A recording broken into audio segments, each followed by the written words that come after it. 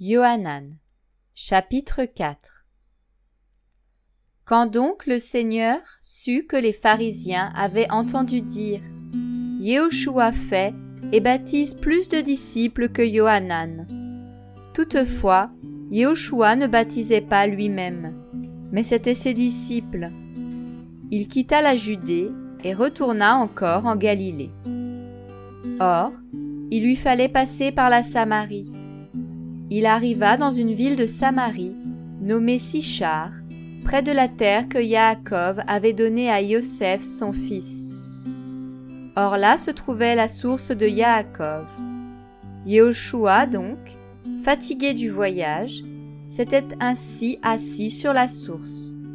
C'était environ la 6e heure, et une femme samaritaine vient pour puiser de l'eau. Yehoshua lui dit « Donne-moi à boire », car ses disciples étaient allés à la ville pour acheter des vivres.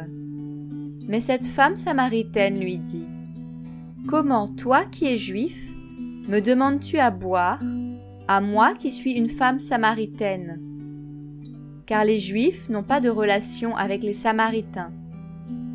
Yehoshua lui répondit et lui dit « Si tu connaissais le don d'Élohim, et qui est celui qui te dit « Donne-moi à boire », tu lui aurais toi-même demandé à boire, et il t'aurait donné de l'eau vive. La femme lui dit « Seigneur, tu n'as rien pour puiser, et le puits est profond. D'où aurais-tu donc cette eau vive? Es-tu plus grand que Yaakov, notre père, qui nous a donné ce puits, et qui en a bu lui-même, ainsi que ses enfants et son bétail ?»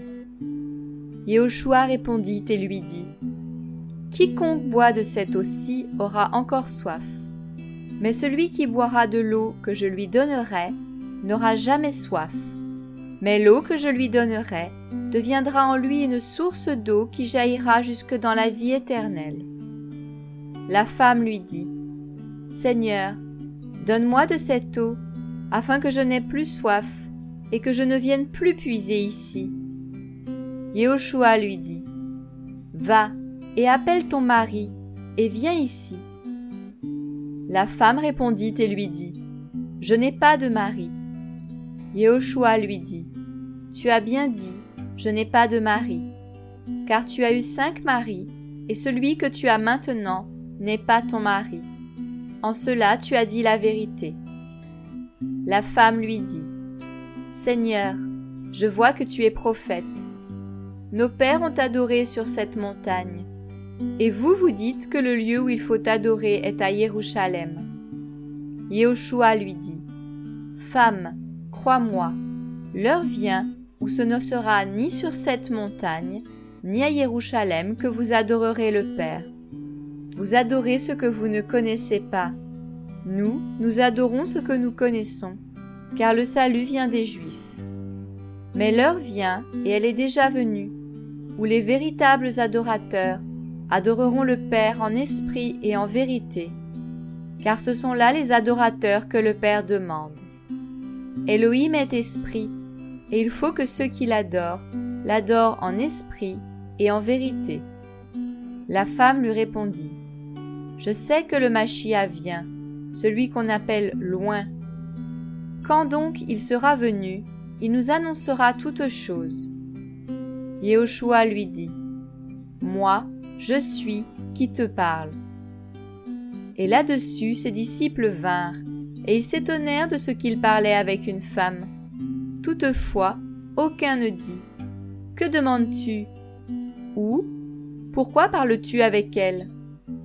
La femme, ayant laissé sa jarre à eau, s'en alla dans la ville, et elle dit aux gens « Venez voir un homme qui m'a dit tout ce que j'ai fait.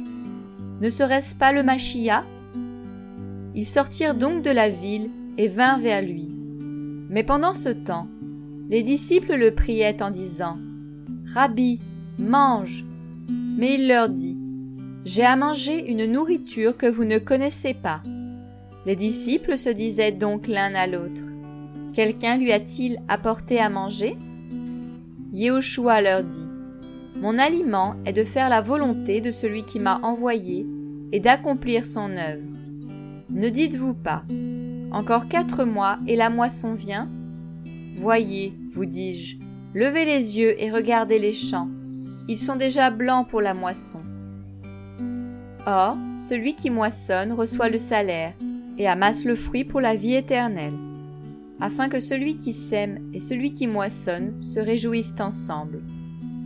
Car en ceci la parole est véritable. Autre est celui qui sème et autre celui qui moissonne. Pour moi, je vous ai envoyé moissonner là où vous ne vous êtes pas fatigués. D'autres se sont fatigués et vous, vous êtes entrés dans leur travail. Or, beaucoup de Samaritains de cette ville-là crurent en lui à cause de la parole de la femme qui avait rendu ce témoignage. Il m'a dit tout ce que j'ai fait. Quand donc les Samaritains vinrent le trouver, ils le prièrent de demeurer avec eux, et il demeura là 2 jours. Et un beaucoup plus grand nombre crurent à cause de sa parole. Et il disait à la femme, « Ce n'est plus à cause de ta parole que nous croyons, car nous l'avons entendu nous-mêmes, et nous savons qu'il est véritablement le Machia, le Sauveur du monde. » Or, après les 2 jours, il partit de là et s'en alla en Galilée, car Yehoshua avait rendu témoignage qu'un prophète n'est pas honoré dans son propre pays natal. Quand donc il vint en Galilée, les Galiléens le reçurent, ayant vu toutes les choses qu'il avait faites à Jérusalem le jour de la fête, car eux aussi étaient allés à la fête. Yehoshua donc vint de nouveau à Cana de Galilée, où il avait fait du vin avec de l'eau. Or, il y avait à Capernaum un certain serviteur du roi dont le fils était malade, qui, ayant entendu que Yehoshua était venu de Judée, en Galilée, s'en alla vers lui et le pria de descendre pour guérir son fils qui était près de mourir. Mais Yehoshua lui dit, « Si vous ne voyez pas des signes et des prodiges, vous ne croirez donc jamais ?» Le serviteur du roi lui dit, « Seigneur, descends avant que mon enfant meure. » Yehoshua lui dit, « Va, ton fils vit. » Cet homme crut à la parole que Yehoshua lui avait dite, et il s'en alla. Et comme il descendait déjà, ses esclaves vinrent au-devant de lui et lui apportèrent des nouvelles en disant, « Ton garçon vit. » Et il leur demanda à quelle heure il s'était trouvé mieux, et lui dirent, « Hier, à la 7e heure, la fièvre l'a quitté. » Le père reconnut que c'était à cette heure-là que Yehoshua lui avait dit, « Ton fils vit. » Et il crut avec toute sa maison. Yehoshua produisit encore ce second signe, après être venu de Judée en Galilée.